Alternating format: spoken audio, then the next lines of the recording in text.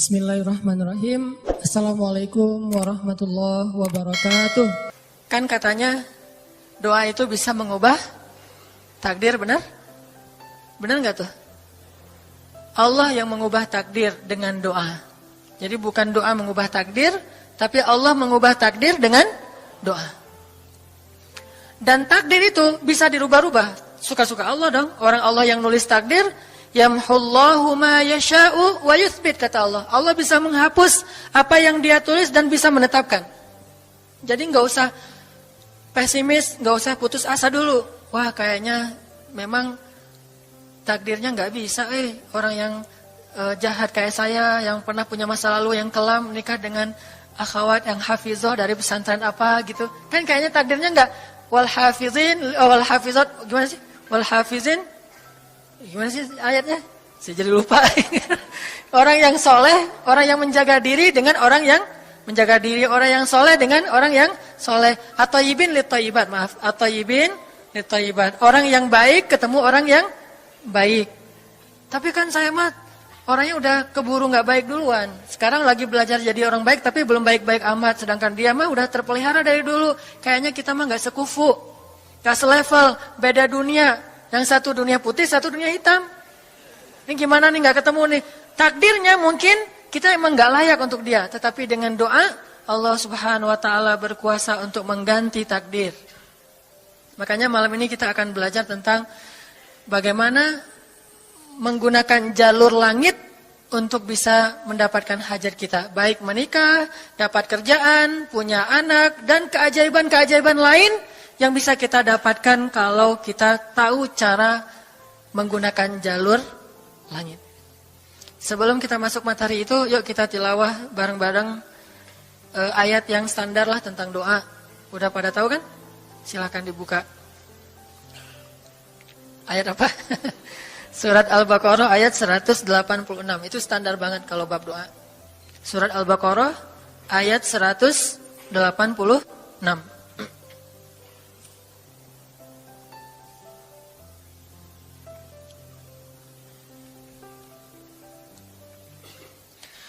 A'udzu billahi minasy syaithanir rajim. Enggak?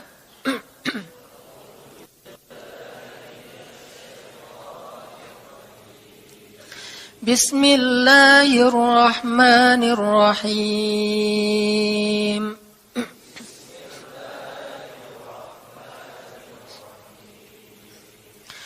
Wa idza sa'alaka 'ibadi 'anni fa inni qarib.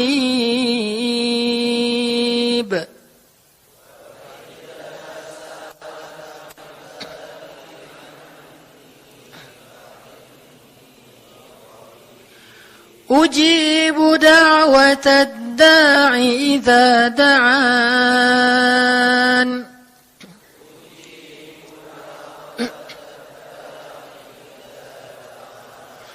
فَلْيَسْتَجِيبُوا لِي وَلْيُؤْمِنُوا بِي لَعَلَّهُمْ يَرْشُدُونَ.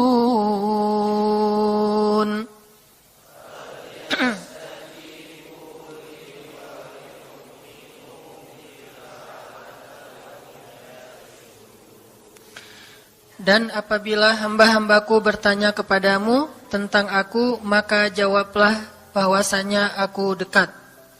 Aku mengabulkan permohonan orang-orang yang berdoa kepadaku apabila dia memohon kepadaku. Maka hendaklah mereka memenuhi segala seruanku dan hendaklah mereka beriman kepadaku agar mereka selalu berada dalam kebenaran.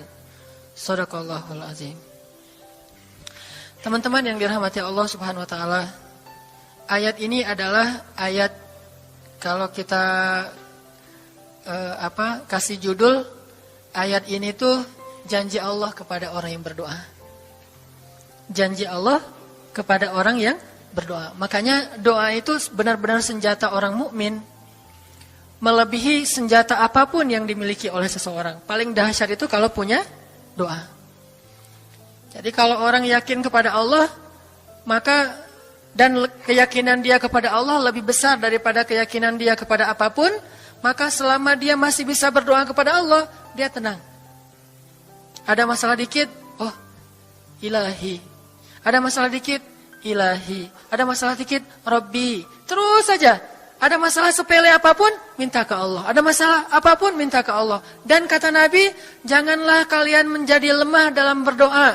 Karena sesungguhnya tidak akan binasa seseorang selama dia masih berdoa kepada Allah. Itu hadis Nabi dari Aisyah. Janganlah kalian menjadi lemah dalam berdoa. Artinya jadi pundung, jadi putus asa dalam berdoa. Karena tidak akan binasa seseorang selama dia masih berdoa kepada Allah Subhanahu wa taala. Jadi kalau kita masih terus mengharap dan meminta kepada Allah, kita nggak akan binasa. Kita nggak akan kalah. Kita nggak akan rugi. Dan kata para ulama, segala sesuatu di dunia ini akan pergi dan tidak kembali. Ini clue penting nih, bisa dicatat. Segala sesuatu di dunia ini akan pergi dan tidak akan kembali kecuali doa. Dia pergi dan dia pasti akan kembali. Segala sesuatu kalau udah pergi di dunia ini, nggak akan kembali lagi. Kalau pergi di sini maksudnya pergi kepada Allah. Tapi kalau doa pergi ke Allah, dia pasti akan balik lagi kepada yang meminta. Satu-satunya yang pergi ke Allah dan kembali di dunia ini hanyalah doa. Makanya ayat ini kalau kita kasih judul adalah janji Allah kepada hambanya yang berdoa. Allah berjanji, apa kata Allah? Inni qaribun. Aku itu dekat. Maksudnya nggak mungkin aku nggak dengar doa kalian. Begitu kita berdoa, kita pikir, Allah dengar enggak ya? Jangan-jangan kok doa saya belum diijabah, kayaknya Allah enggak dengar yang kemarin, saya harus keraskan lagi suara saya. Enggak, ini qarib. Arti ini qarib, aku itu dengar banget apa yang kamu ucapkan. Enggak usah diucapkan, di dalam hati aja Allah udah dengar. Siapa yang pernah berdoa di dalam hati terus langsung Allah ijabah? Rasulullah. Coba teman-teman buka awal juz kedua. Ayat surat Al-Baqarah ayat 144. Itu gara-gara Nabi ada harapan di dalam hati tapi nggak berani ngomong gitu ke Allah. Cuma dipendam di dalam hati doang. Tapi langsung diijabah oleh Allah. Ayat surat Al-Baqarah ayat 144. Allah berfirman, "Qad nara taqalluba wajhika fis samaa." فَلَنُوَلِّيَنَّكَ قِبْلَةً تَرْضَاهَا فَوَلِّ وَجْهَكَ شَطْرَ الْمَسْجِدِ الْحَرَامِ وَحَيْثُ مَا كُنْتُمْ فَوَلُّوا وُجُوهَكُمْ شَطْرَهُ وَإِنَّ الَّذِينَ أُوتُوا الْكِتَابَ لَيَعْلَمُونَ أَنَّهُ الْحَقُّ مِنْ رَبِّهِمْ وَمَا اللَّهُ بِغَافِلٍ عَمَّا يَعْمَلُونَ. Jadi ceritanya, orang Yahudi suka menghina kaum muslimin gara-gara orang Islam kalau sholat waktu itu masih menghadap ke Al-Aqsa, Palestina. Jadi kata orang Yahudi itu, lihat orang Islam mah fake. Suka niru. Kita sholat menghadap Al-Aqsa, mereka sholat menghadap Al-Aqsa. Berarti agama mereka itu adalah agama yang meniru agama kita. Nggak original. Sering diperolok-olok. Setiap kaum muslimin sholat dihina sama mereka. Akhirnya Nabi ngerasa sedih. Wah, gimana ya caranya? Sehingga setiap sore Nabi berdiri di suatu bukit, kemudian lihat ke langit. Cuman nggak ngomong, gini aja ke langit. Membatin. Bayangin, pernah nggak teman-teman membatin ke Allah? Ini yang harus kita coba lakukan. Belajar membatin kepada Allah. Itu romantis banget. Jadi duduk sendiri. Allah, ngomong gitu dalam hati. Dan yakinlah ini qarib, Allah tuh dengerin. Jangan pikir saya kayak ngomong sendiri, kayak orang kurang waras. Enggak, Allah itu mendengar. Jadi kita batin aja sama Allah, ngomong dalam hati. Ya Allah, saya tuh lagi gini, ada masalah. Ngomong dalam hati kita. Please Allah, please gitu ya. Nah, itu kalau kita membatin, inni qaribun wa asirru qaulakum aw ijharu bih innahu alimun bidzatis sudur. Jadi Nabi enggak enak mau ngomong, ya Allah, tolong dong pindahin kiblat dari Masjidil Aqsa ke Masjidil Haram. Soalnya daripada dikata-katain melulu sama orang Yahudi, mau ngomong kayak gitu tuh nggak enak sama Allah. Malu Rasul ke Allah. Masa kiblat aja minta dipindahin. Akhirnya Nabi cuma ngelihat ke langit aja tiap hari. Udah selesai, pulang. Besok lihat lagi ke langit. Turunlah ayat ini. Sesungguhnya kami telah melihat bagaimana kamu selalu menengadahkan wajahmu ke langit. Maka kami palingkan kiblat ke arah yang kamu sukai. Coba lihat. Turun wahyu untuk merespon doa Nabi yang bahkan belum diverbalkan. Belum diucapkan dengan kata-kata, tapi Allah udah ngerespon. Ini kan keajaiban doa nih. Cuman kita seringnya ngerasa udah minta berkali-kali kok nggak dikasih-kasih. Kita belajar sekarang. Rasul nggak usah minta pakai verbal, cuman membatin doang dalam hati, Allah udah ngasih. Pernah nggak teman-teman ngerasa kayak gitu? Ada kepengen sesuatu, tiba-tiba terwujud. Pernah kan? Tapi kepengennya yang baik-baik.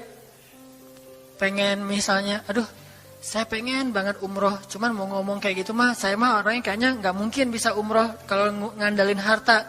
Orangnya nggak mampu, kerjanya juga pas-pasan, gimana mau umroh untuk makan aja susah. Tapi pengen banget dalam hati kita. Dan itu rindunya tuh rindu banget. Setiap kali ngelihat video atau tayangan di TV tentang umroh dan haji, menitikkan air mata. Saking kangennya ke Baitullah. Allah tahu itu dalam hati kita. Tiba-tiba ada jalan. Ada aja jalannya. Dan bisa dikasih sedekah, bisa juga hadiah, bisa juga door prize, bisa juga macam-macam. Pokoknya ada jalan aja, tiba-tiba bisa umroh. Dan saya sering banget membawa orang umroh. Di antara jamaah itu selalu ada 1 atau 2 orang yang umrohnya itu miracle, keajaiban dari Allah. Ketika saya cari tahu alasannya apa, ternyata emang dia dari dulu pengen banget umroh. Cuman nggak bisa ngandelin hartanya, Allah kasih jalan yang lain. Bukankah Allah itu memampukan yang diundang, bukan mengundang yang mampu? Kan itu yang sering kita dengar kan? Allah tidak mengundang yang mampu, tetapi memampukan yang diundang.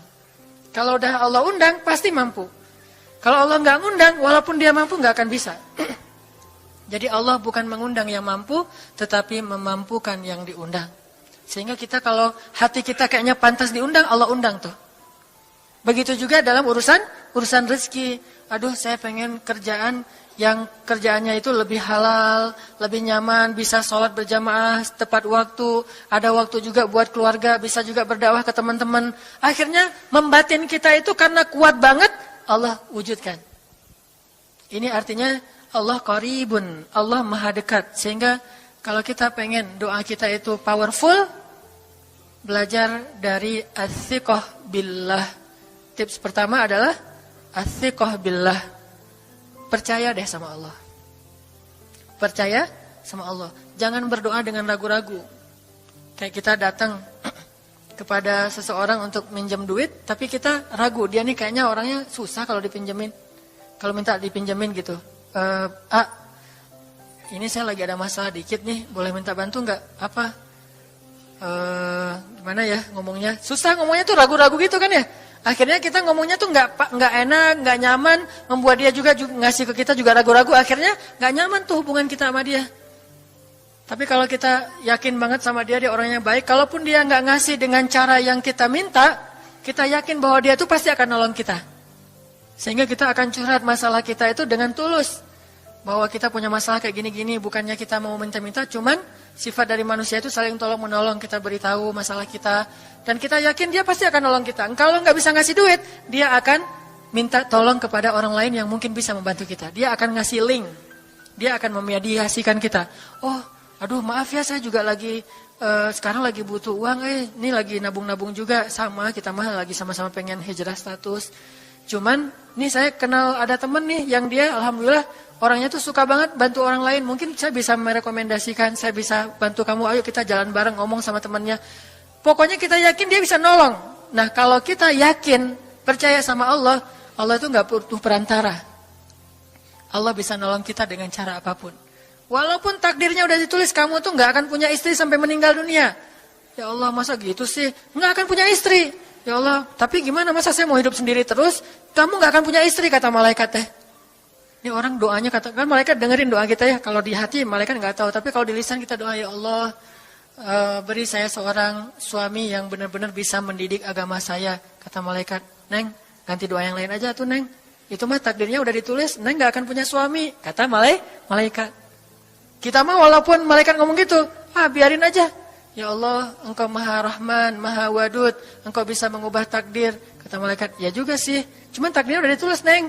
Ya Allah, terus aja tiba-tiba tok, Assalamualaikum, Waalaikumsalam. Ayahnya nemuin, ternyata pas kita nguping dari kamar, wah itulah calon pangeran kita yang datang untuk melamar kita, calon raja, calon imam.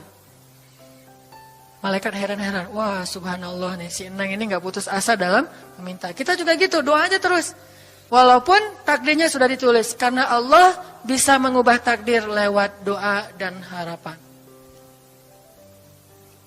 Masih ingat cerita seorang ibu di zaman Nabi Musa dulu? Yang datang kepada Nabi Musa bilang, ya Nabi Allah, ya Kalim Allah, saya gak punya anak, udah tua kayak gini, bisa gak ya? Saya minta tolong Nabi Musa doa kepada Allah supaya saya punya anak. Kata Nabi Musa, bisa aja sih, nggak apa-apa ibu. Ya udah saya doain, ya Allah, ini ada ibu minta anak. Kata Allah, ya Musa bilang ke dia nggak akan punya anak, itu sudah takdirnya. Kata Nabi Musa, ibu maaf, udah ada jawaban nih dari Allah. Gimana ya Nabi Musa? Allah bilang takdir ibu nggak akan punya anak. Oh gitu ya, ya udah deh pulang. Sampai di rumah, ya Rahim, ya Rahim. Doa aja terus. Besok datang lagi. Karena dia pengen tahu kabar dari langit. Nabi Musa itu bisa bicara ke langit. Ya Nabi Allah, saya mau tahu nih. Kira-kira Allah sudah memperkenalkan belum ya permintaan saya? Permintaan apa? Pengen punya anak. Tapi kan kemarin udah. Kata Allah takdirnya gak akan punya anak. Ya coba aja dulu sekali lagi. Siapa tahu sudah mau. Sekarang Allah memperkenankan. Wah ini benar-benar dia husnuzan sama Allah. Siqah, percaya sama Allah. Gak percaya kepada yang lain, percaya sama Allah aja. Nabi Musa karena udah terus aja direngekin minta gitu, Nabi Musa bilang, ya Allah, ini ada ibu yang kemarin, gimana dong ya Allah? Kata Nabi Musa, kata Allah, ya Musa, takdirnya dia gak akan punya anak. Bilang sama dia, ibu, udah terima aja takdir ibu gak akan punya anak. Oh iya, pulang lagi. Ya Rahim, terus aja sepanjang malam, sepanjang hari doa. Berhari-hari datang lagi kepada Nabi Musa. Ya Nabi Allah, udah berubah belum? Udah mau belum Allah ngasih saya anak? Kan udah kemarin takdirnya, tapi coba lagi, sekali lagi aja. Nabi Musa minta lagi ke Allah, kata Allah masih yang sama, pulang lagi. Gak datang-datang lagi ke Nabi Musa. Setelah beberapa bulan, datang-datang bawa bayi. Assalamualaikum, udah semangat sekarang, beda gitu ya. Kalau dulu Assalamualaikum, melas gitu ya. Sekarang Assalamualaikum, Nabi Musa. Kata ibu, ibu yang kemarin? Ya itu siapa? Anak saya. Anak ibu? Anak kandung maksudnya, bukan nyuri. Nggak, anak kandung saya ini Nabi Musa. Wah, Nabi Musa nggak wah sih, subhanallah kalau Nabi Musa. Kalau saya mah wah gitu ya. Kalau Nabi Musa, Masya Allah. Nabi Musa tanya ke Allah, ya Allah, itu ibu yang kemarin katanya takdir nggak akan punya anak, kok bisa punya anak? Ceritanya gimana Allah? Ceritain dong, saya kok nggak update gitu informasinya, kata Nabi Musa. Allah ngasih update. Kata Allah, Musa, setiap kali aku bilang dia nggak akan punya anak, dia terus berdoa dengan menyebut Ya Rahim, Ya Rahim. Allah itu kan senang banget dipuji, dan Allah lebih berhak untuk dipuji. Kalau kita senang dipuji nggak baik, kalau Allah senang dipuji, emang punya hak untuk dipuji kan? Allah senang dipuji. Dia bilang Ya Rahim, kamu bilang gak akan punya anak, dia bilang Ya Rahim, terus saja berharap. Wahai Musa, sesungguhnya rahmatku mendahului takdir. Rahmatku mendahului takdir. Akhirnya dengan sifat Rahim, Allah mengubah takdir ibu ini. Walaupun secara ilmiah gak mungkin punya anak karena sudah menopause. Tetapi Allah yang memiliki kekuasaan atas segala sesuatu.